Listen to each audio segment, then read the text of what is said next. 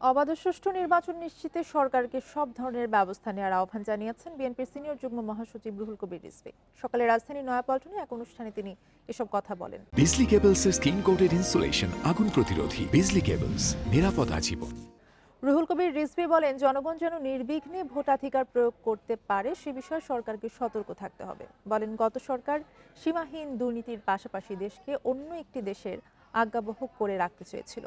এ সময় তিনি আগামী নির্বাচনে গণতন্ত্র প্রতিষ্ঠার মাধ্যমে সব ক্ষমতা জনগণের কাছে ফিরিয়ে দেওয়ার আহ্বান জানান। এ সময় অধ্যাপক ডক্টর মোহাম্মদ ইউনূসের মতো অর্থনীতিবিদ দেশ পরিচালনা করার পরেও দারিদ্রতা বাড়ায় আক্ষেপ প্রকাশ করেন বিএনপির এই নেতা। আগামী নির্বাচন রমজানের আগে ফেব্রুয়ারি মাসে এটা যাতে অবাধ সুষ্ঠু নির্বাচন হয় এবং যেটা সরকারও অঙ্গীকার করেছেন সেই অনুযায়ী অবাধ সুষ্ঠু নির্বাচনের মাধ্যমে জনগণের সরকার প্রতিষ্ঠার যে অধিকার জনগণের সেটা যাতে নিশ্চিত হয়। কারণ 15.5 বছর শেখ হাসিনা জনগণের সরকার গঠন করার যে জনগণের যে ক্ষমতা সেটা কেড়ে নিয়েছিল।